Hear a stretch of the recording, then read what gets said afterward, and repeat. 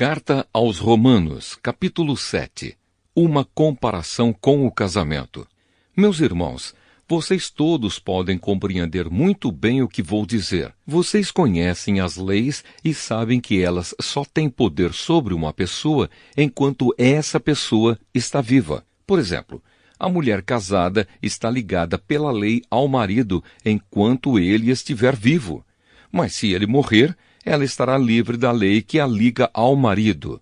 De modo que se ela viver com outro homem enquanto o marido estiver vivo, ela será chamada de adúltera. Mas se o marido morrer, ela estará legalmente livre e não cometerá adultério se casar com outro homem. O mesmo acontece com vocês, meus irmãos. Do ponto de vista da lei, vocês também já morreram, pois são parte do corpo de Cristo. E agora pertencem a Ele, que foi ressuscitado para que nós possamos viver uma vida útil no serviço de Deus. Pois quando vivíamos de acordo com a nossa natureza humana, os maus desejos despertados pela lei agiam em todo o nosso ser e nos levavam para a morte. Porém agora estamos livres da lei, porque já morremos para aquilo que nos mantinha prisioneiros. Por isso somos livres para servir a Deus não da maneira antiga, obedecendo à lei escrita, mas da maneira nova, obedecendo ao Espírito de Deus. A lei e o pecado. O que vamos dizer então? Que a própria lei é pecado? É claro que não, mas foi a lei que me fez saber o que é pecado. Pois eu não saberia o que é a cobiça se a lei não tivesse dito não cobice. Porém, o pecado se aproveitou dessa lei para despertar em mim todo tipo de cobiça. Porque se não existe a lei, o pecado é uma coisa morta. Pois houve um tempo em que eu não conhecia a lei e estava vivo. Mas quando fiquei conhecendo o mandamento, o pecado começou a viver e eu morri. E o próprio mandamento que me devia trazer a vida me trouxe a morte. Porque o pecado, aproveitando a oportunidade dada pelo mandamento, me enganou e, por meio do mandamento, me matou. Assim a lei vem de Deus, e o mandamento também vem de Deus. Diz o que é certo e é bom. Então será que o que é bom me levou à morte? É claro que não. Foi o pecado que fez isso. Pois o pecado, usando o que é bom, me trouxe a morte para que ficasse bem claro aquilo que o pecado realmente é. E assim, por meio do mandamento, o pecado se mostrou mais terrível ainda. A luta interior. Sabemos que a lei é divina, mas eu sou humano e fraco e fui vendido ao pecado para ser seu escravo. Eu não entendo o que faço, pois não faço o que gostaria de fazer. Pelo contrário, faço justamente aquilo que odeio. Se faço o que não quero, isso prova que reconheço que a lei diz o que é certo. E isso mostra que, de fato, já não sou eu quem faz isso, mas o pecado que vive em mim é que faz. Pois eu sei que aquilo que é bom não vive em mim, isto é, na minha natureza humana. Porque mesmo tendo dentro de mim a vontade de fazer o bem, eu não consigo fazê-lo. Pois não faço o bem que quero, mas justamente o mal que não quero fazer é que eu faço. Mas se faço o que não quero, já não sou eu quem faz isso, mas o pecado que vive em mim é que faz. Assim eu sei que o que acontece comigo é isto.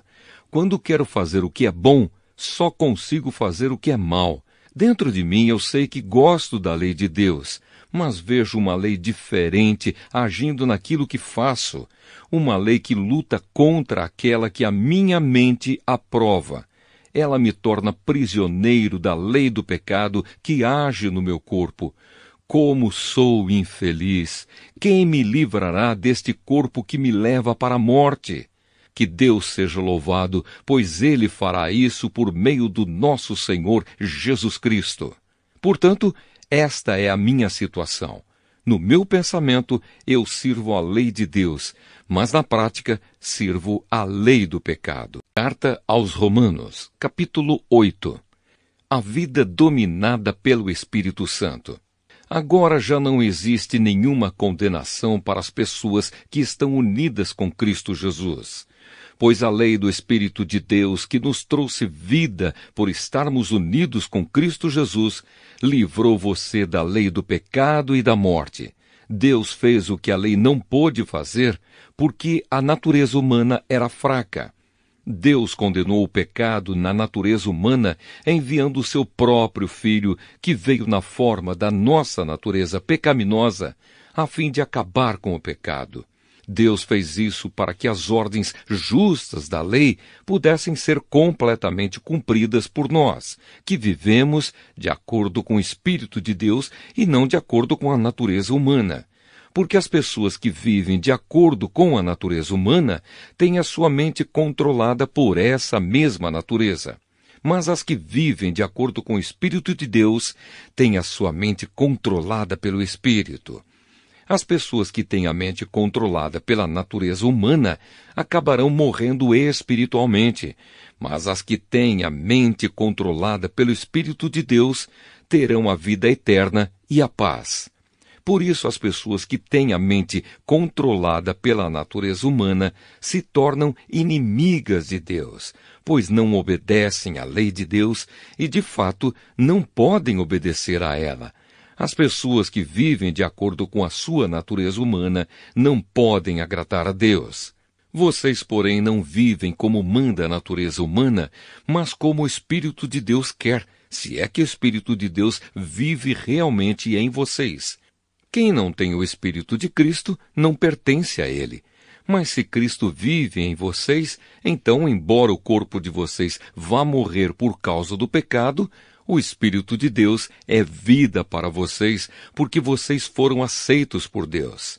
Se em vocês vive o Espírito daquele que ressuscitou Jesus, então aquele que ressuscitou Jesus Cristo dará também vida ao corpo mortal de vocês por meio do seu Espírito que vive em vocês.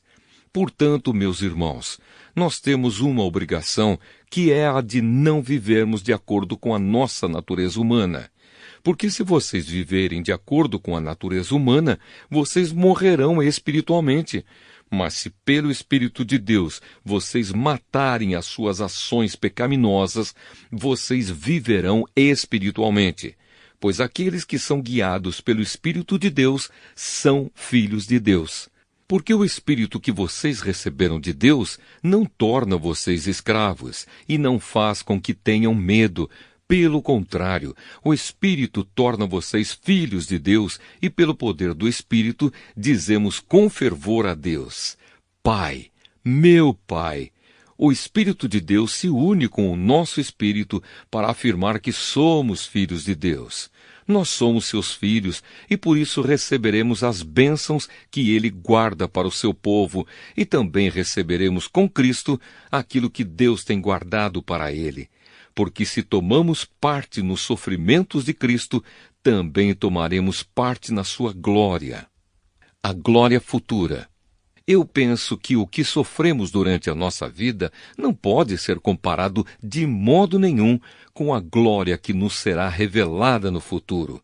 O universo todo espera com muita impaciência o momento em que Deus vai revelar o que os seus filhos realmente são. Pois o universo se tornou inútil, não pela sua própria vontade, mas porque Deus quis que fosse assim. Porém, existe esta esperança. Um dia o próprio universo ficará livre do poder destruidor que o mantém escravo e tomará parte na gloriosa liberdade dos filhos de Deus.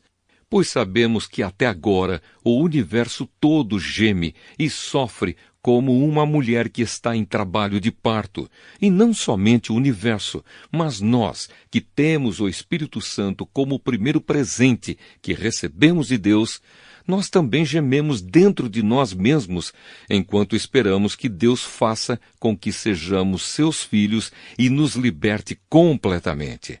Pois foi por meio da esperança que somos salvos. Mas, se já estamos vendo aquilo que esperamos, então isso não é mais uma esperança.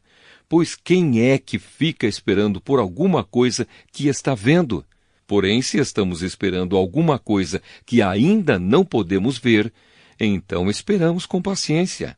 Assim também o Espírito de Deus vem nos ajudar na nossa fraqueza. pois não sabemos como devemos orar. Mas o Espírito de Deus, com gemidos que não podem ser explicados por palavras, pede a Deus em nosso favor. E Deus, que vê o que está dentro do coração, sabe qual é o pensamento do Espírito, porque o Espírito pede em favor do povo de Deus e pede de acordo com a vontade de Deus. Pois sabemos que todas as coisas trabalham juntas para o bem daqueles que amam a Deus, daqueles a quem Ele chamou de acordo com o seu plano. Porque aqueles que já tinham sido escolhidos por Deus, Ele também separou a fim de se tornarem parecidos com o seu Filho.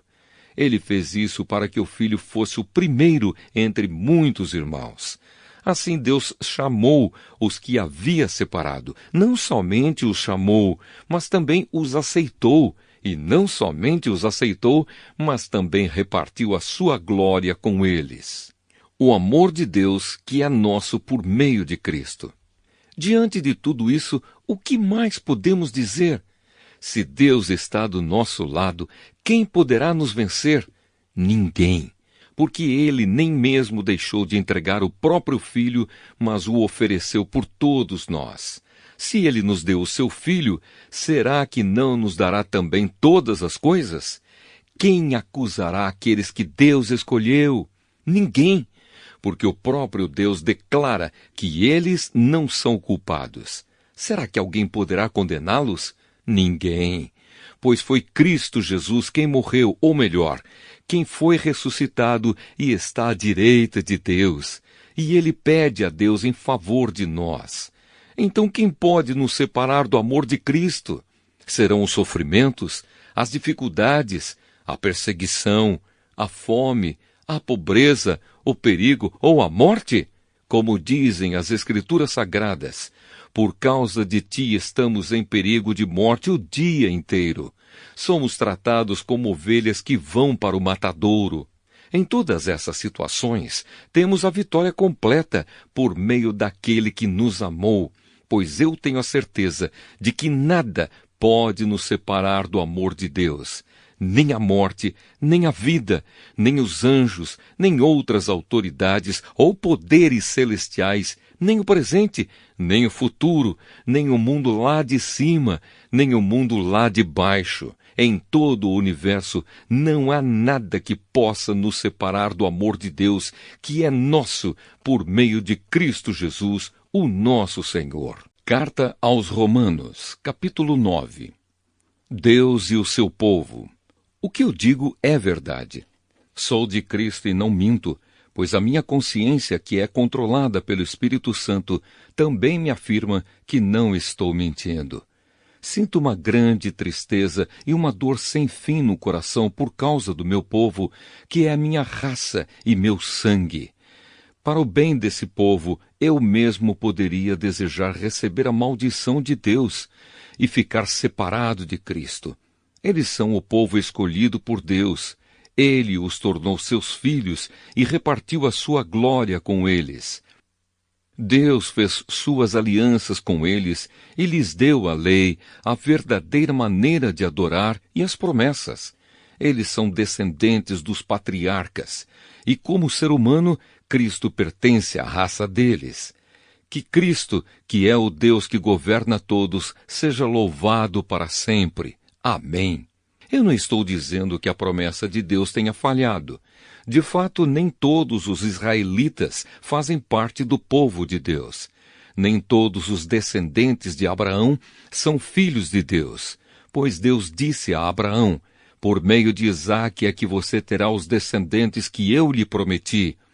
Isso quer dizer que os que são considerados como os verdadeiros descendentes de Abraão são aqueles que nasceram como resultado da promessa de Deus e não os que nasceram de modo natural. Pois quando fez a promessa, Deus disse a Abraão o seguinte: no tempo certo eu voltarei e Sara, sua mulher, terá um filho.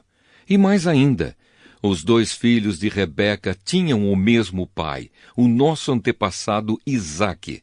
Mas para que a escolha de um deles fosse completamente de acordo com o plano de Deus, o próprio Deus disse a Rebeca: O mais velho será dominado pelo mais moço.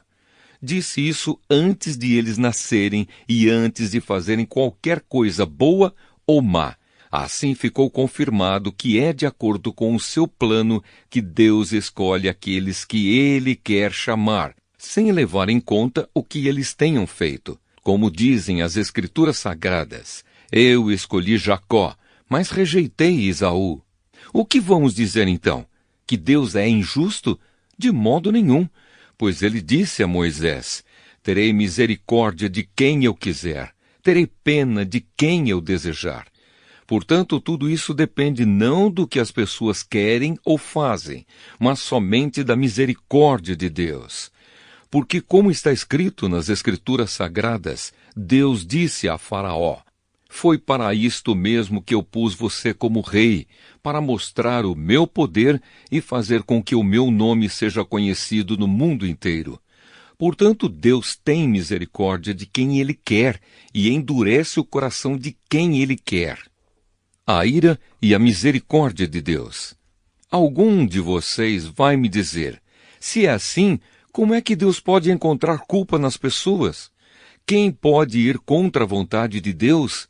Mas quem é você, meu amigo, para discutir com Deus? Será que um pote de barro pode perguntar a quem o fez, por que você me fez assim? Pois o homem que fez o pote tem o direito de usar o barro como quer. Do mesmo barro, ele pode fazer 2 potes, um pote para uso especial e outro para uso comum. E foi isso que Deus fez. Ele quis mostrar a sua ira e tornar bem conhecido o seu poder. Assim suportou com muita paciência os que mereciam o castigo e que iam ser destruídos. Ele quis também mostrar como é grande a sua glória que ele derramou sobre nós, que somos aqueles de quem ele teve pena e a quem ele já havia preparado para receberem a sua glória. Pois nós somos aqueles que Deus chamou, não somente os que são judeus, mas também os não-judeus. Isso é o que ele diz no livro de Oséias. Aqueles que não eram meu povo, eu chamarei de meu povo. A nação que eu não amava, chamarei de minha amada. E no mesmo lugar onde foi dito, vocês não são o meu povo, ali eles serão chamados de os filhos do Deus vivo. E Isaías disse a respeito de Israel, mesmo que o povo de Israel seja tão numeroso como os grãos de areia da praia do mar, somente alguns deles serão salvos, pois o Senhor julgará logo e de uma vez o mundo inteiro. Como o próprio Isaías tinha dito antes, se o Senhor Todo-Poderoso não nos tivesse deixado alguns descendentes, seríamos agora como a cidade de Sodoma, estaríamos destruídos como Gomorra. O povo de Israel e o Evangelho. O que vamos dizer então? Vamos dizer isto. Os não-judeus, que não procuravam ser aceitos por Deus, foram aceitos por meio da fé. Porém, o povo de Israel, que procurava uma lei para ser aceito por Deus, não encontrou o que estava procurando. E por que não? Porque eles procuravam alcançar isso por meio das suas ações e não por meio da fé. Eles tropeçaram na pedra de tropeço, como dizem as Escrituras Sagradas. Vejam, estou colocando em Sião uma pedra em que eles vão tropeçar, a rocha que vai fazê-los cair. Mas quem crer nela não ficará desiludido. Carta aos Romanos, capítulo 10. Meus irmãos, desejo de todo o coração que o meu próprio povo seja salvo, e peço a Deus em favor deles, porque eu sou testemunha de que eles são muito dedicados a Deus. Mas a dedicação deles não está baseada no verdadeiro conhecimento, pois eles não conhecem a maneira como Deus aceita as pessoas e assim têm procurado conseguir isso da sua própria maneira. Eles rejeitaram o modo de Deus aceitar as pessoas, porque com Cristo a lei chegou ao fim, e assim os que creem é que são aceitos por Deus. A salvação é para todos. Pois o que Moisés escreveu a respeito de as pessoas serem aceitas por Deus pela obediência à lei foi isto: Viverá aquele que fizer o que a lei manda. Porém, quanto a ser aceito por Deus por meio da fé, Moisés diz o seguinte: não fique pensando assim, quem vai subir até o céu, isto é, para trazer Cristo do céu? Nem pergunte, quem descerá ao mundo lá de baixo, isto é, para fazer com que Cristo suba do mundo dos mortos. O que Moisés diz é isto: a mensagem de Deus está perto de você, nos seus lábios e no seu coração, isto é, a mensagem de fé que anunciamos. Se você disser com a sua boca, Jesus é Senhor, e no seu coração crer que Deus ressuscitou Jesus, você será salvo, porque nós cremos com o coração e somos aceitos por Deus. Falamos com a boca e assim somos salvos, porque as Escrituras Sagradas dizem: quem crer nele não ficará desiludido. Isso vale para todos, pois não existe nenhuma diferença entre judeus e não-judeus. Deus é o mesmo Senhor de todos e abençoa generosamente todos os que pedem a sua ajuda. Como dizem as Escrituras Sagradas, todos os que pedirem a ajuda do Senhor serão salvos. Mas como é que as pessoas irão pedir se não crerem nele? E como poderão crer se não ouvirem a mensagem? E como poderão ouvir se a mensagem não for anunciada? E como é que a mensagem será anunciada se não forem enviados mensageiros? As Escrituras Sagradas dizem: como é bonito ver os mensageiros trazendo boas notícias. Mas nem todos aceitam uma boa notícia do Evangelho. Foi Isaías quem disse: Senhor, quem creu na nossa mensagem? Portanto, a fé vem por ouvir a mensagem, e a mensagem vem por meio da pregação a respeito de Cristo. Mas eu pergunto, será que eles não ouviram a mensagem? É claro que ouviram. Como dizem as Escrituras, a voz deles se espalhou pelo mundo inteiro. As suas palavras alcançaram a terra toda. Eu pergunto ainda, será que o povo de Israel não soube disso? Moisés foi o primeiro a dar uma resposta. Ele disse: eu farei com que vocês fiquem com ciúmes de um povo que não é uma nação. Farei com que fiquem com raiva de uma nação de gente sem juízo. E Isaías foi mais corajoso ao anunciar o que Deus disse. Eu fui achado por aqueles que não me procuravam, e apareci aos que não perguntavam por mim. Mas a respeito de Israel, Deus disse: o dia inteiro eu abri os braços, pronto para receber um povo desobediente e rebelde. Carta aos Romanos, capítulo 11. A misericórdia de Deus para com Israel. Então eu pergunto, será que Deus rejeitou o seu próprio povo? É claro que não. Eu mesmo sou israelita, descendente de Abraão e membro da tribo de Benjamim. Deus não rejeitou o seu povo que ele havia escolhido desde o princípio. Vocês sabem muito bem o que as Escrituras Sagradas dizem naquele trecho em que Elias acusa o povo de Israel diante de Deus. Elias diz assim: Senhor, eles mataram os teus profetas e destruíram os teus altares. Eu sou o único que sobrou e eles estão querendo me matar. O que foi que Deus disse a ele? Ele disse: eu guardei para mim 7.000 homens que não adoravam o Deus Baal. A mesma coisa também acontece agora, isto é, por causa da graça de Deus, ainda existe um pequeno número daqueles que ele escolheu. Essa escolha se baseia na graça de Deus e não no que eles fizeram. Porque se a escolha de Deus se baseasse no que as pessoas fazem, então a sua graça não seria verdadeira graça. Isso quer dizer que não foi o povo de Israel que encontrou o que estava procurando. Quem encontrou foi apenas um pequeno grupo que Deus escolheu. Os outros não quiseram ouvir o chamado de Deus. Como dizem as Escrituras Sagradas, Deus endureceu o coração e a mente deles. Deu-lhes olhos que não podem ver e ouvidos que não podem ouvir até o dia de hoje. E Davi disse: que nas suas festas eles sejam apanhados e enganados, que eles caiam e sejam castigados. Ó Deus, faze com que eles fiquem cegos e que fiquem sempre curvados debaixo do peso das suas dificuldades. Agora eu pergunto, quando os judeus tropeçaram, será que eles caíram para nunca mais se levantarem? É claro que não.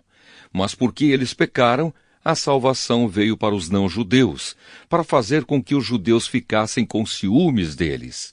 O pecado dos judeus trouxe grandes bênçãos para o mundo, e a sua pobreza espiritual trouxe ricas bênçãos para os não-judeus. Então, quando se completar o número de judeus que voltarão para Deus, as bênçãos serão muito maiores ainda.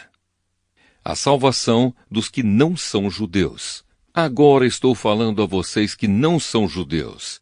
Enquanto eu for o apóstolo dos não-judeus, teria orgulho do meu trabalho. Talvez eu possa fazer com que os que são da minha própria raça fiquem com ciúmes, e assim seja possível salvar alguns deles. Porque quando os judeus foram rejeitados, o resto do mundo se tornou amigo de Deus. O que acontecerá então quando eles forem aceitos? Os que estiverem mortos receberão a vida. Pois se o primeiro pão assado depois da colheita é dedicado a Deus, isso quer dizer que todos os outros pães também são dedicados a Ele. E se as raízes de uma árvore são oferecidas a Deus, os galhos também são dele. Alguns galhos da oliveira cultivada foram quebrados, e um galho de oliveira brava foi enxertado nela. Pois vocês, os não-judeus, são como aquela oliveira brava, e agora tomam parte na força e na riqueza espiritual dos judeus. Portanto, vocês não devem desprezar os galhos que foram quebrados. Como é que vocês podem estar orgulhosos? Vocês são somente galhos, não são vocês que sustentam a raiz. É a raiz que sustenta vocês. Porém, vocês dirão, sim, mas os galhos foram quebrados a fim de darem lugar para nós. Isso é verdade. Mas lembrem que eles foram quebrados porque não creram. No entanto, vocês continuam na oliveira porque creem. E não tenham orgulho disso. Pelo contrário, tenham medo. Se Deus não deixou de castigar os judeus, que são como galhos naturais, vocês acham que Ele vai deixar de castigar vocês? Vejam como Deus é bom e também é duro. Ele é duro para os que caíram e bom para vocês, se continuarem sempre confiando na bondade dele. Senão, vocês também serão cortados. E se os judeus abandonarem a sua descrença, serão enxertados na oliveira cultivada, pois Deus pode enxertá-los de novo. Vocês, os não-judeus, são como aquele galho de oliveira brava que foi cortado e enxertado contra a natureza na oliveira cultivada. Os judeus são como essa oliveira cultivada. Portanto, para Deus, será muito mais fácil enxertar de novo na própria árvore deles esses galhos quebrados. A bondade de Deus para com todos. Meus irmãos, quero que vocês conheçam uma verdade secreta, para que não pensem que são muito sábios. A verdade é esta: a teimosia do povo de Israel não durará para sempre, mas somente até que o número completo de não-judeus venha para Deus. É assim que todo o povo de Israel será salvo.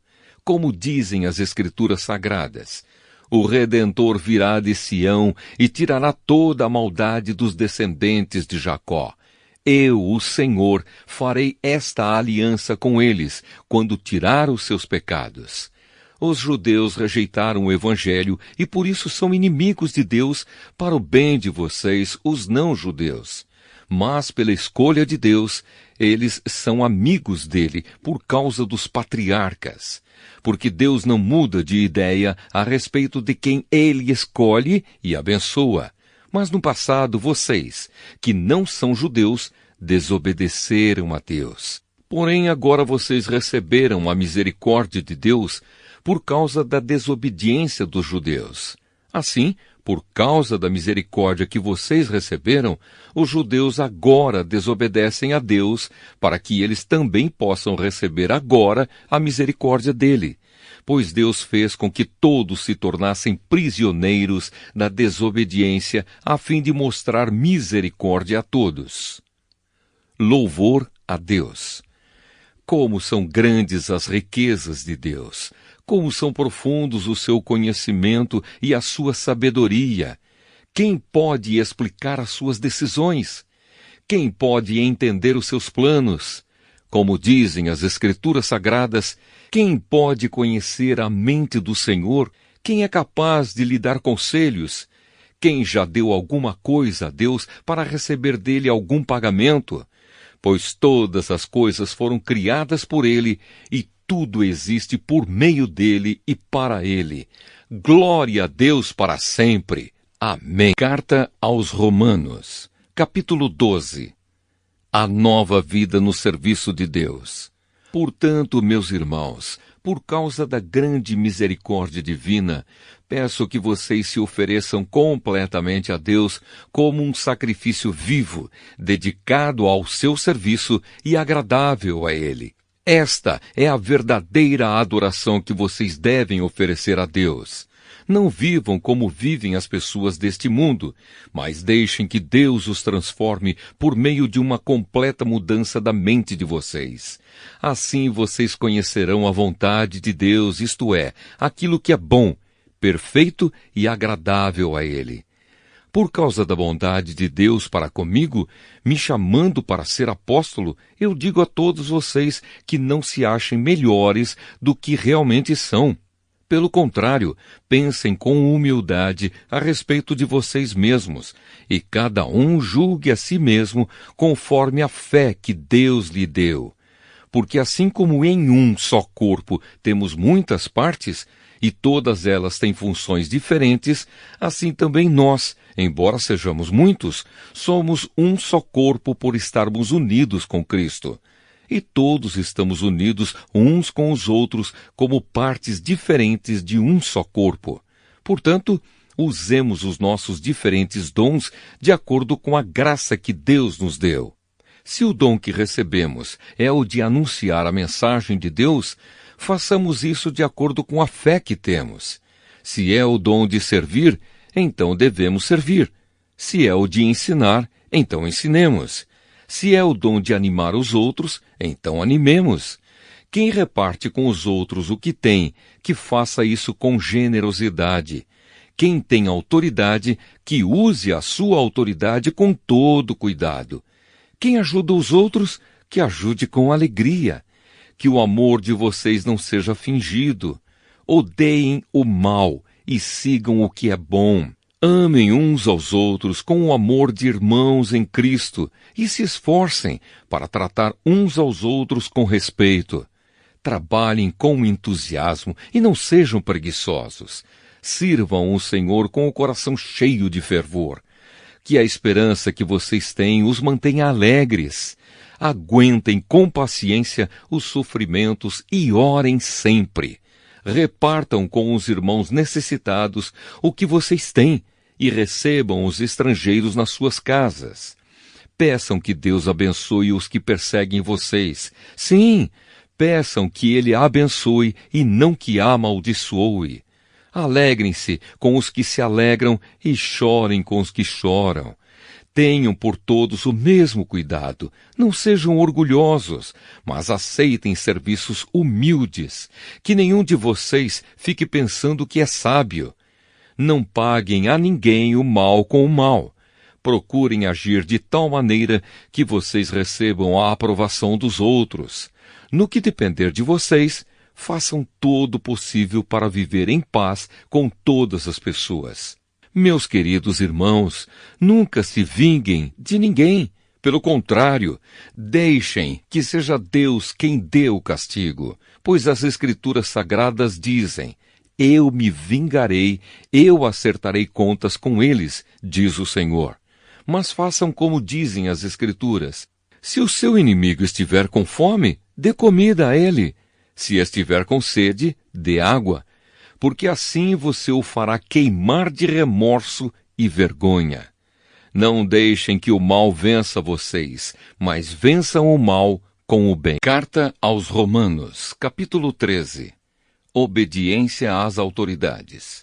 Obedeçam às autoridades, todos vocês, pois nenhuma autoridade existe sem a permissão de Deus, e as que existem foram colocadas nos seus lugares por Ele. Assim, quem se revolta contra as autoridades está se revoltando contra o que Deus ordenou, e os que agem desse modo serão condenados. Somente os que fazem o mal devem ter medo dos governantes, e não os que fazem o bem. Se você não quiser ter medo das autoridades, então faça o que é bom, e elas o elogiarão, porque as autoridades estão a serviço de Deus para o bem de você. Mas se você faz o mal, então tenha medo, pois as autoridades, de fato, têm poder para castigar. Elas estão a serviço de Deus e trazem o castigo dele sobre os que fazem o mal. É por isso que você deve obedecer às autoridades, não somente por causa do castigo de Deus, mas também porque a sua consciência manda que você faça isso. É por isso também que vocês pagam impostos, pois quando as autoridades cumprem os seus deveres, elas estão a serviço de Deus. Portanto, paguem ao governo o que é devido. Paguem todos os seus impostos e respeitem e honrem todas as autoridades. Amar uns aos outros. Não fiquem devendo nada a ninguém. A única dívida que vocês devem ter é a de amar uns aos outros. Quem ama os outros está obedecendo à lei. Os seguintes mandamentos: não cometa adultério, não mate, não roube, não cobice. Esses e ainda outros mais são resumidos num mandamento só. Ame os outros como você ama a você mesmo. Quem ama os outros não faz mal a eles. Portanto, amar é obedecer a toda a lei. Viver na luz do dia. Vocês precisam fazer todas essas coisas porque sabem em que tempo nós estamos vivendo. Chegou a hora de vocês acordarem, pois o momento de sermos salvos está mais perto agora do que quando começamos a crer. A noite está terminando e o dia vem chegando. Por isso paremos de fazer o que pertence à escuridão e peguemos as armas espirituais para lutar na luz. Vivamos decentemente como pessoas que vivem na luz do dia. Nada de farras ou bebedeiras, nem imoralidade ou indecência, nem brigas ou ciúmes, mas tenham as qualidades que o Senhor Jesus Cristo tem e não procurem satisfazer os maus desejos da natureza humana de vocês. Carta aos Romanos, capítulo 14. Não julgue os seus irmãos na fé. Aceitem entre vocês quem é fraco na fé, sem criticar as opiniões dessa pessoa. Por exemplo, algumas pessoas creem que podem comer de tudo, mas quem é fraco na fé come somente verduras e legumes. Quem come de tudo não deve desprezar quem não faz isso, e quem só come verduras e legumes não deve condenar quem come de tudo, pois Deus o aceitou. Quem é você para julgar o escravo de alguém? Se ele vai vencer ou fracassar, isso é da conta do dono dele. E ele vai vencer porque o Senhor pode fazê-lo vencer. Algumas pessoas pensam que certos dias são mais importantes do que outros, enquanto que outras pessoas pensam que todos os dias são iguais. Cada um deve estar bem firme nas suas opiniões.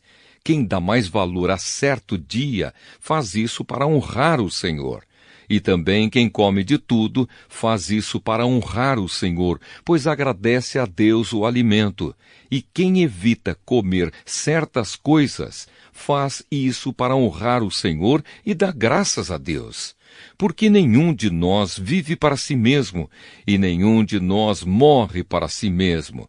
Se vivemos, é para o Senhor que vivemos, e se morremos, também é para o Senhor que morremos.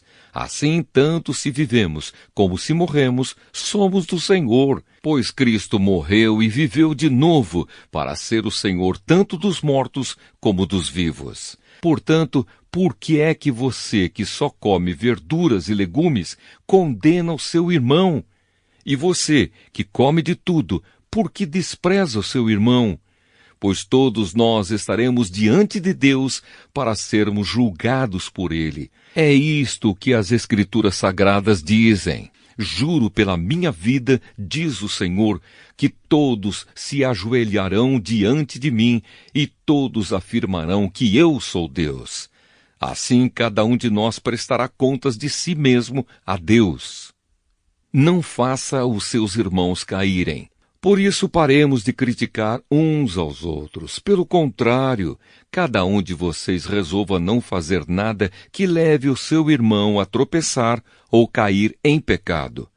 Por estar unido com o Senhor Jesus, eu estou convencido de que nada é impuro em si mesmo. Mas se alguém pensa que alguma coisa é impura, então ela ficará impura para ele. Se você faz com que um irmão fique triste por causa do que você come, então você não está agindo com amor. Não deixe que a pessoa por quem Cristo morreu se perca por causa da comida que você come. Não deem motivo para os outros falarem mal daquilo que vocês acham bom. Pois o reino de Deus não é uma questão de comida ou de bebida, mas de viver corretamente, em paz e com a alegria que o Espírito Santo dá. E quem serve a Cristo dessa maneira agrada a Deus e é aprovado por todos. Por isso, procuremos sempre as coisas que trazem a paz e que nos ajudam a fortalecer uns aos outros na fé. Por uma questão de comida, não destrua o que Deus fez. Todos os alimentos podem ser comidos, mas é errado comer alguma coisa quando isso faz com que outra pessoa caia em pecado. O que está certo é não comer carne, não beber vinho, nem fazer qualquer outra coisa que leve um irmão a cair em pecado. Mas guarde entre você mesmo e Deus o que você crê a respeito desse assunto. Feliz a pessoa que não é condenada pela consciência quando faz o que acha que deve fazer. Mas quem tem dúvidas a respeito do que come é condenado por Deus quando come, pois aquilo que ele faz não se baseia na fé. E o que não se baseia na fé é pecado. Carta aos Romanos, capítulo 15. O dever de agradar os outros. Nós que somos fortes na fé devemos ajudar os fracos a carregarem as suas cargas e não devemos agradar a nós mesmos. Pelo contrário, cada um de nós deve agradar o seu irmão para o bem dele, a fim de que ele cresça na fé. Pois nem o próprio Cristo procurou agradar a si mesmo. Pelo contrário, como dizem as Escrituras Sagradas, as ofensas daqueles que te insultaram caíram sobre mim. Porque tudo o que está nas Escrituras foi escrito para nos ensinar, a fim de que tenhamos esperança por meio da paciência e da coragem que as Escrituras nos dão. Que Deus, que é quem dá paciência e coragem, ajude vocês a viverem bem uns com os outros, seguindo o exemplo de Cristo Jesus. E isso para que vocês, todos juntos, como se fossem uma só pessoa, louvem ao Deus e Pai do nosso Senhor Jesus Cristo. A boa notícia para todos os povos. Portanto, aceitem uns aos outros para a glória de Deus, assim como Cristo aceitou vocês. Pois eu lhes digo que Cristo se tornou servo dos judeus, a fim de mostrar que Deus é fiel, para fazer com que se cumprissem as promessas feitas por Deus aos patriarcas e para fazer com que os não-judeus louvassem a Deus pela sua bondade, como dizem as Escrituras Sagradas. Por isso eu te louvarei entre os que não são judeus, e cantarei louvores a ti. Elas dizem também, vocês que não são judeus, alegrem-se com o povo escolhido de Deus. E dizem ainda, todos os que não são judeus louvem o Senhor, que todos os povos o louvem. E também Isaías diz, virá um descendente do rei Davi, filho de Jessé. Ele aparecerá para governar os que não são judeus, e eles terão esperança nele. Que Deus, que nos dá essa esperança, encha vocês de alegria e de paz por meio da fé que vocês têm nele, a fim de que a esperança de vocês aumente pelo poder do Espírito Santo. A franqueza de Paulo. Meus irmãos, estou certo de que vocês estão cheios de bondade, sabem tudo o que é preciso saber e são capazes de dar conselhos uns aos outros. Porém, nesta carta me atrevi a escrever com toda a franqueza para fazer com que vocês lembrem de coisas que já sabem. Eu escrevi assim por causa do privilégio que Deus me deu de ser servo de Cristo Jesus para trabalhar em favor dos que não são judeus. Eu sirvo como sacerdote ao anunciar o Evangelho que vem de Deus, e faço isso para que os não-judeus sejam uma oferta que Deus aceite, dedicada a Ele pelo Espírito Santo. Portanto, por estar unido com Cristo Jesus, posso me orgulhar do serviço que faço para Deus. Eu me atreverei a falar somente do que Cristo tem feito por meio de mim, a fim de levar os não-judeus a obedecerem a Deus. E isso tem sido feito por meio de palavras e de ações, pelo poder de sinais e milagres e pelo poder do Espírito de Deus. Assim, viajando desde Jerusalém até a província da Ilíria, tenho anunciado de modo completo o Evangelho a respeito de Cristo, para não construir sobre alicerces colocados por outros. Tenho me esforçado sempre para anunciar o Evangelho nos lugares onde ainda não se falou de Cristo. Como dizem as Escrituras Sagradas, aqueles que nunca ouviram falar a respeito dele o verão, e os que não tinham ouvido falar sobre ele o entenderão. O plano de Paulo para visitar Roma. Por essa razão, muitas vezes eu quis visitá-los, mas isso não me foi possível. Porém, já que terminei o meu trabalho nessas regiões e como há muitos anos tenho pensado em ver vocês, espero fazer isso agora. Gostaria de vê-los quando fizer a minha viagem para a Espanha. Gostaria também que vocês me ajudassem a ir até lá, depois de eu ter o prazer de estar com vocês por algum tempo. Mas agora vou a Jerusalém a serviço do povo de Deus que vive ali. Pois as igrejas das províncias da Macedônia e da Acaia resolveram dar uma oferta para ajudar as pessoas do povo de Deus em Jerusalém que estão necessitadas. Os próprios cristãos da Macedônia e da Acaia resolveram fazer isso. Mas, de fato, eles têm a obrigação de ajudar aqueles necessitados. Os judeus repartiram os seus bens espirituais com os que não são judeus. E, por isso, os não-judeus devem prestar, com os seus bens materiais, esse serviço cristão aos judeus. Depois que eu terminar esse trabalho e que entregar toda a oferta que foi recolhida para eles, viajarei para a Espanha e, no caminho, visitarei vocês. E sei que, quando for visitá-los, levarei comigo muitas bênçãos de Cristo. Eu peço, irmãos, pelo nosso Senhor Jesus Cristo e pelo amor que o Espírito dá, que me ajudem, orando com fervor por mim. Orem para que eu escape das pessoas da Judéia que não creem em Cristo e também para que a ajuda que eu vou levar a Jerusalém seja bem aceita pelo povo de Deus que vive ali. E assim, se Deus quiser, chegarei aí em Roma cheio de alegria e lhes farei uma visita que me dará um novo ânimo. E que Deus, a nossa fonte de paz, esteja com todos vocês. Amém. Carta aos Romanos, capítulo 16. Saudações pessoais. Eu recomendo a vocês a nossa irmã Febe, que é diaconisa da igreja de Cencreia. Recebam essa irmã em nome do Senhor, como deve fazer o povo de Deus. Deem a ela toda a ajuda que precisar, pois ela tem ajudado muita gente e a mim também. Mando saudações a Priscila e ao seu marido Áquila, meus companheiros no serviço de Cristo Jesus. Eles arriscaram a sua vida por mim. Sou muito agradecido a eles, e não somente eu, mas também todas as igrejas dos que não são judeus. Saudações também à igreja que se reúne na casa deles. Saudações ao meu querido amigo Epênito, que foi o primeiro a crer em Cristo na província da Ásia. Saudações a Maria, que tem trabalhado muito por vocês. Saudações a Andrônico e à irmã Júnia, meus patrícios judeus que estiveram comigo na prisão. Eles são apóstolos bem conhecidos e se tornaram cristãos antes de mim.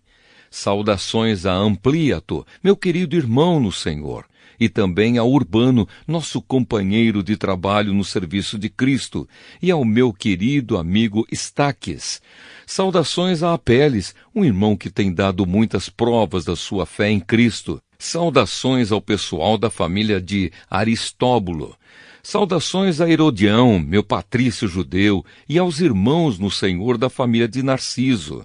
Saudações a Trifena e a Trifosa, irmãs que trabalham no serviço do Senhor, e à minha querida amiga Pérside, que também tem trabalhado muito para o Senhor. Mando saudações a Rufo, trabalhador que tem se destacado no serviço do Senhor, e à mãe dele, que sempre me tratou como filho. Saudações aos irmãos Assíncrito, Flegonte, Hermes, Pátrobas, Hermas e a todos os irmãos que estão com eles. Saudações a Filólogo e a Júlia, a Nereu e a sua irmã, ao irmão Olimpas e a todas as pessoas do povo de Deus que estão com eles. Cumprimentem uns aos outros com um beijo de irmão. Todas as igrejas de Cristo mandam saudações a vocês. Conselhos finais. Meus irmãos, peço que tomem cuidado com as pessoas que provocam divisões, que atrapalham os outros na fé e que vão contra o ensinamento que vocês receberam. Afastem-se dessas pessoas, porque os que fazem essas coisas não estão servindo a Cristo, o nosso Senhor, mas a si mesmos. Por meio de conversa macia e com bajulação, eles enganam o coração das pessoas simples. Todos sabem como vocês têm sido fiéis ao Evangelho, e por isso eu me alegro por causa de vocês. Quero que sejam sábios a respeito do que é bom e não tenham nada a ver com o que é mal. E Deus, a nossa fonte de paz, logo esmagará Satanás debaixo dos pés de vocês. Que a graça do nosso Senhor Jesus esteja com vocês. Timóteo, meu companheiro de trabalho, manda saudações a vocês. Lúcio, Jasão e Sosípatro, meus patrícios judeus, também mandam saudações.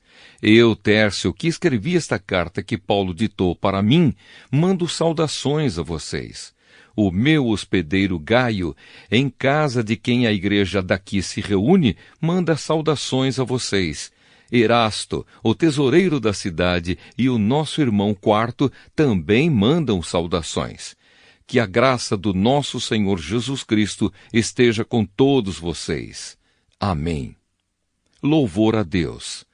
Louvem a Deus, pois Ele pode conservar vocês firmes na fé, de acordo com o Evangelho que eu anuncio, isto é, a mensagem a respeito de Jesus Cristo, e de acordo também com a verdade secreta que nunca foi revelada no passado. Porém, essa verdade foi revelada agora por meio daquilo que os profetas escreveram, e por ordem do Deus eterno, ela se tornou conhecida em todas as nações, para que todos creiam e obedeçam. Ao Deus único e sábio seja dada glória para sempre, por meio de Jesus Cristo. Amém. Primeira carta aos Coríntios, capítulo 1. Saudação. Eu, Paulo, que fui chamado pela vontade de Deus para ser apóstolo de Cristo Jesus, escrevo junto com o irmão Sóstenes esta carta à igreja de Deus que está na cidade de Corinto. Escrevo a todos os que, pela sua união com Cristo Jesus, foram chamados para pertencerem ao povo de Deus. Esta carta é também para aqueles que, em todos os lugares, adoram o nosso Senhor Jesus Cristo, Senhor deles e nosso. Que a graça e a paz de Deus, o nosso Pai, e do Senhor Jesus Cristo estejam com vocês. Bênçãos por meio de Cristo. Eu sempre agradeço ao meu Deus por causa da graça que Ele tem dado a vocês por meio de Cristo Jesus. Por estarem unidos com Cristo Jesus, vocês foram enriquecidos em tudo, tanto no dom de anunciar o Evangelho, como no dom da sabedoria espiritual. A mensagem a respeito de Cristo está tão firme em vocês que vocês não têm deixado de receber nenhum dom espiritual enquanto esperam a vinda do nosso Senhor Jesus Cristo. Cristo vai conservá-los firmes até o fim, para que, no dia da volta do nosso Senhor Jesus Cristo, vocês não tenham culpa de nada. Deus é fiel e chamou vocês para que vivam em união com o seu Filho Jesus Cristo, o nosso Senhor. Divisões na Igreja de Corinto. Irmãos, peço pela autoridade do nosso Senhor Jesus Cristo que vocês estejam de acordo no que dizem e que não haja divisões entre vocês. Sejam completamente unidos num só pensamento e numa só intenção. Pois, meus irmãos, algumas pessoas da família de Cloé me contaram que há brigas entre vocês. O que eu quero dizer é isto: cada um de vocês diz uma coisa diferente. Um diz, eu sou de Paulo, outro, eu sou de Apolo, outro, eu sou de Pedro, e ainda outro, eu sou de Cristo. Por acaso Cristo foi dividido em várias partes? Será que Paulo morreu crucificado em favor de vocês? Ou será que vocês foram batizados em nome de Paulo? Graças a Deus que eu não batizei nenhum de vocês, a não ser Crispo e Gaio. Assim ninguém pode dizer que vocês foram batizados em meu nome. Assim, batizei também Estéfanas e a família dele. Mas não lembro de ter batizado mais ninguém. Pois Cristo não me enviou para batizar, mas para anunciar o Evangelho e a anunciá-lo sem usar a linguagem da sabedoria humana, para não tirar o poder da morte de Cristo na cruz. Cristo, o poder e a sabedoria de Deus. De fato, a mensagem da morte de Cristo na cruz é loucura para os que estão se perdendo, mas para nós, que estamos sendo salvos, é o poder de Deus. Pois as Escrituras Sagradas dizem, destruirei a sabedoria dos sábios e acabarei com o conhecimento dos instruídos. Então, o que poderão dizer os sábios e os instruídos? O que vão dizer os grandes oradores deste mundo? Deus tem mostrado que a sabedoria deste mundo é loucura. Pois Deus, na sua sabedoria, não deixou que os seres humanos o conhecessem por meio da sabedoria deles. Pelo contrário, resolveu salvar aqueles que creem e fez isso por meio da mensagem que anunciamos, a qual é chamada de louca. Os judeus pedem milagres como prova, e os não-judeus procuram a sabedoria. Mas nós anunciamos o Cristo crucificado, uma mensagem que para os judeus é ofensa, e para os não-judeus é loucura. Mas para aqueles que Deus tem chamado, tanto judeus como não-judeus, Cristo é o poder de Deus e a sabedoria de Deus. Pois aquilo que parece ser a loucura de Deus é mais sábio do que a sabedoria humana, e aquilo que parece ser a fraqueza de Deus é mais forte do que a força humana. Agora, meus irmãos, lembrem do que vocês eram quando Deus os chamou. Do ponto de vista humano, poucos de vocês eram sábios ou poderosos ou de famílias importantes. Para envergonhar os sábios, Deus escolheu aquilo que o mundo acha que é loucura, e para envergonhar os poderosos, Ele escolheu o que o mundo acha fraco. Para destruir o que o mundo pensa que é importante, Deus escolheu aquilo que o mundo despreza, acha humilde e diz que não tem valor. Isso quer dizer que ninguém pode ficar orgulhoso, pois sabe que está sendo visto por Deus. Porém, Deus uniu vocês com Cristo Jesus e fez com que Cristo seja a nossa sabedoria. E é por meio de Cristo que somos aceitos por Deus, nos tornamos o povo de Deus e somos salvos. Portanto, como as Escrituras Sagradas dizem, quem quiser se orgulhar, que se orgulhe daquilo que o Senhor faz. Primeira Carta aos Coríntios, capítulo 2. A mensagem a respeito do Cristo crucificado. Meus irmãos, quando fui anunciar a vocês a verdade secreta de Deus, não usei muitas palavras nem grande sabedoria, porque quando estive com vocês, resolvi esquecer tudo, a não ser Jesus Cristo e principalmente a sua morte na cruz. Quando visitei vocês, eu estava fraco e tremia de medo. O meu ensinamento e a minha mensagem não foram dados com a linguagem da sabedoria humana, mas com provas firmes do poder do Espírito de Deus. Portanto, a fé que vocês têm não se baseia na sabedoria humana, mas no poder de Deus. A sabedoria de Deus. Porém, para os que são espiritualmente maduros, anunciamos uma mensagem de sabedoria, mas não é de uma sabedoria deste mundo, nem a dos poderes que o governam e que estão perdendo o seu poder. A sabedoria que anunciamos é a sabedoria secreta de Deus, escondida dos seres humanos. A sabedoria que o próprio Deus, antes mesmo da criação do mundo, já havia escolhido para a nossa glória. Nenhum dos poderes que agora governam o mundo conheceu essa sabedoria, pois se a tivessem conhecido, não teriam crucificado o glorioso Senhor. Porém, como dizem as Escrituras Sagradas, o que ninguém nunca viu nem ouviu, e o que jamais alguém pensou que podia acontecer, foi isso que Deus preparou para aqueles que o amam. Mas foi a nós que Deus, por meio do Espírito, revelou o seu segredo. O Espírito Santo examina tudo, até mesmo os planos mais profundos e escondidos de Deus. Quanto ao ser humano, somente o Espírito que está nele é que conhece tudo a respeito dele. E quanto a Deus, somente o seu próprio Espírito conhece tudo a respeito dele. Não foi o Espírito deste mundo que nós recebemos, mas o Espírito mandado por Deus, para que possamos entender tudo o que Deus nos tem dado. Portanto, quando falamos, nós usamos palavras ensinadas pelo Espírito de Deus e não palavras ensinadas pela sabedoria humana. Assim explicamos as verdades espirituais aos que são espirituais. Mas quem não tem o Espírito de Deus não pode receber os dons que vêm do Espírito e, de fato, nem mesmo pode entendê-los.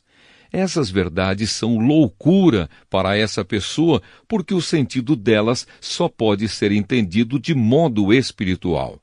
A pessoa que tem o Espírito Santo pode julgar o valor de todas as coisas, porém ela mesma não pode ser julgada por ninguém. Como dizem as Escrituras Sagradas, quem pode conhecer a mente do Senhor? Quem é capaz de lhe dar conselhos? Mas nós pensamos como Cristo pensa. Primeira carta aos Coríntios, capítulo 3. Servidores de Deus. Na verdade, irmãos, eu não pude falar com vocês como costumo fazer com as pessoas que têm o Espírito de Deus. Tive de falar com vocês como se vocês fossem pessoas do mundo, como se fossem crianças na fé cristã. Tive de alimentá-los com leite e não com comida forte, pois vocês não estavam prontos para isso. E ainda não estão prontos, porque vivem como se fossem pessoas deste mundo. Quando existem ciumeiras e brigas entre vocês, será que isso não prova que vocês são pessoas deste mundo e fazem o que todos fazem? Quando alguém diz, eu sou de Paulo, e outro, eu sou de Apolo, será que assim não estão agindo como pessoas deste mundo? Afinal de contas, quem é Apolo e quem é Paulo? Somos somente servidores de Deus, e foi por meio de nós que vocês creram no Senhor. Cada um de nós faz o trabalho que o Senhor lhe deu para fazer. Eu plantei, e Apolo regou a planta, mas foi Deus quem a fez crescer. De modo que não importa nem o que planta, nem o que rega, mas sim Deus que dá o crescimento, pois não existe diferença entre a pessoa que planta e a pessoa que rega. Deus dará a recompensa de acordo com o trabalho que cada um tiver feito. Porque nós somos companheiros de trabalho no serviço de Deus, e vocês são o terreno no qual Deus faz o seu trabalho. Vocês são também o edifício de Deus. Usando o dom que Deus me deu, eu faço o trabalho de um construtor competente. Põe o alicerce e outro constrói em cima dele. Porém, cada um deve construir com cuidado, porque Deus já pôs Jesus Cristo como o único alicerce, e nenhum outro alicerce pode ser colocado. Alguns usam ouro, ou prata, ou pedras preciosas para construírem em cima do alicerce, e ainda outros usam madeira, ou capim, ou palha. O dia de Cristo vai mostrar claramente a qualidade do trabalho de cada um, pois o fogo daquele dia mostrará o trabalho de cada pessoa. O fogo vai mostrar e provar a verdadeira qualidade do trabalho. Se aquilo que alguém construir em cima do alicerce resistir ao fogo, então o construtor receberá a recompensa. Mas se o trabalho de alguém for destruído pelo fogo, então esse construtor perderá a recompensa. Porém, ele mesmo será salvo, como se tivesse passado pelo fogo para se salvar. Certamente vocês sabem que são o templo de Deus e que o Espírito de Deus vive em vocês. Assim, se alguém destruir o templo de Deus, Deus destruirá essa pessoa, pois o templo de Deus é santo e vocês são o seu templo. Que ninguém engane a si mesmo. Se algum de vocês pensa que é sábio conforme a sabedoria humana, então precisa se tornar louco para ser de fato sábio. Pois aquilo que este mundo acha que é sabedoria, Deus acha que é loucura. Como dizem as Escrituras Sagradas, Deus pega os sábios nas suas espertezas. E também, o Senhor sabe que os pensamentos dos sábios não valem nada. Ninguém deve se orgulhar daquilo que as pessoas podem fazer, pois tudo é de vocês, isto é, Paulo, Apolo, Pedro, este mundo, a vida e a morte, o presente e o futuro. Tudo isso pertence a vocês, e vocês pertencem a Cristo, e Cristo pertence a Deus. Primeira carta aos Coríntios, capítulo 4. Apóstolos de Cristo. Vocês nos devem tratar como servidores de Cristo que foram encarregados de administrar a realização dos planos secretos de Deus. O que se exige de quem tem essa responsabilidade é que seja fiel ao seu Senhor, mas para mim não tem a menor importância ser julgado por vocês ou por um tribunal humano. Eu não julgo nem a mim mesmo. A minha consciência está limpa, mas isso não prova que sou de fato inocente. Quem me julga é o Senhor. Portanto, não julguem ninguém antes da hora. Esperem o julgamento final, quando o Senhor vier. Ele trará para a luz os segredos escondidos no escuro e mostrará as intenções que estão no coração das pessoas. Então cada um receberá de Deus os elogios que merece. Meus irmãos, é para instruir vocês que eu tenho aplicado essas lições a mim mesmo e a Apolo. Usei nós dois como um exemplo, para que vocês aprendam o que quer dizer o ditado: obedeça ao que está escrito. Ninguém deve se orgulhar de uma pessoa e desprezar outra. Quem é que fez você superior aos outros? Por acaso não foi Deus quem lhe deu tudo o que você tem? Então por que é que você fica todo orgulhoso, como se o que você tem não fosse dado por Deus? Pelo que parece, vocês já têm tudo o que precisam, já são ricos. Vocês já se tornaram reis e nós não. Que bom se vocês fossem reis de verdade, para que nós pudéssemos reinar junto com vocês. Porque me parece que Deus pôs a nós, os apóstolos, no último lugar. Somos como as pessoas condenadas a morrer em público, como espetáculo para o mundo inteiro, tanto para os anjos como para os seres humanos. Por causa de Cristo, nós somos loucos, mas vocês são sábios por estarem unidos com Ele. Nós somos fracos e vocês são fortes. Vocês são respeitados e nós somos desprezados. Até agora, temos passado fome e sede. Temos nos vestido com trapos, temos recebido bofetadas e não temos lugar certo para morar. Temos nos cansado de trabalhar para nos sustentar. Quando somos amaldiçoados, nós abençoamos. Quando somos perseguidos, aguentamos com paciência. Quando somos insultados, respondemos com palavras delicadas. Somos considerados como lixo e até agora somos tratados como a imundície deste mundo. Não estou escrevendo essas coisas para envergonhar vocês, mas para ensiná-los como se vocês fossem meus próprios filhos queridos. Mesmo que vocês tivessem milhares de mestres na fé cristã, não poderiam ter mais de um pai. Pois quando levei a vocês o Evangelho, eu me tornei o pai de vocês na vida que vivem em união com Cristo Jesus.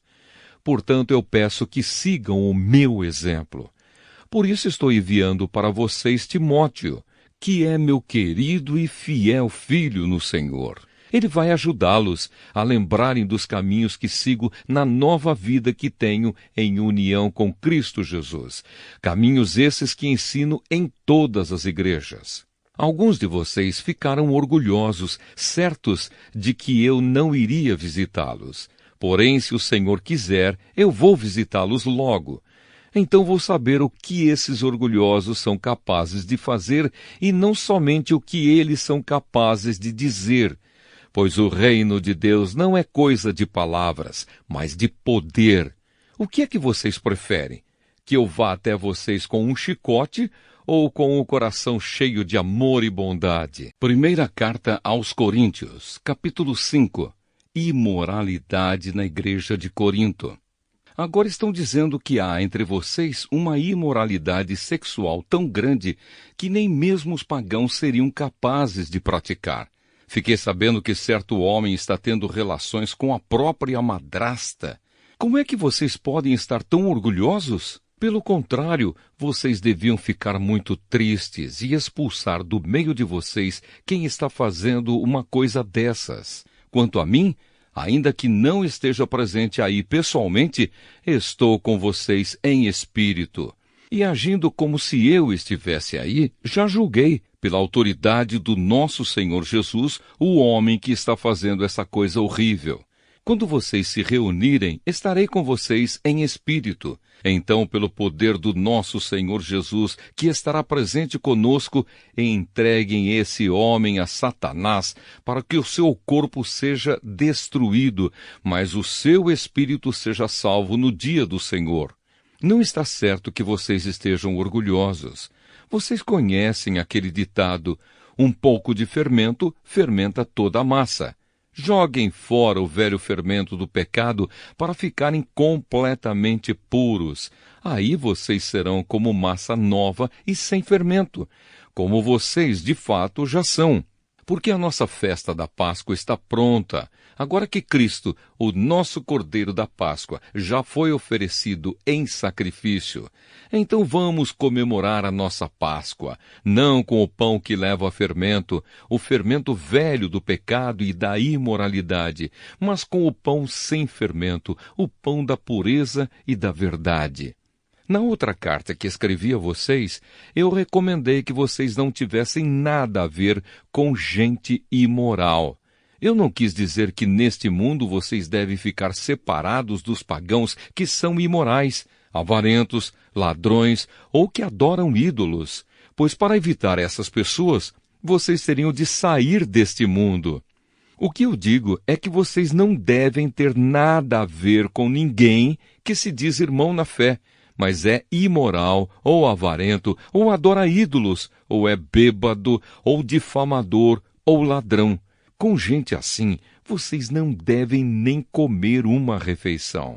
Afinal de contas, eu não tenho o direito de julgar os que não são cristãos. Deus os julgará. Mas será que vocês não devem julgar os seus irmãos na fé? Como dizem as Escrituras Sagradas, expulsem do meio de vocês esse homem imoral.